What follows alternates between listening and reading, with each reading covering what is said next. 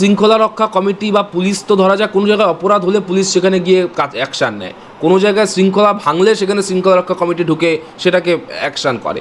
কিন্তু শৃঙ্খলা ভাঙা হবে না এই বোধটা তো নিজের থেকে নেওয়া উচিত। মানে আমি ভাঙবো না, এটা তো আমার প্রথম, ভাঙলে পরে পুলিশ মারবে, তুলে নিয়ে যাবে, এই হলো।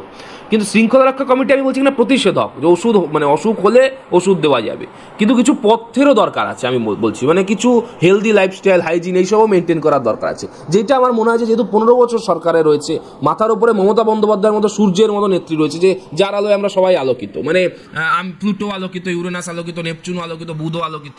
ফলে এই জায়গায় আমার মনে হয় যে একটা হয়তো ওভার কনফিডেন্স কিছু কিছু ক্ষেত্রে কিছু কিছু নেতাদের মধ্যে কাজ করছে।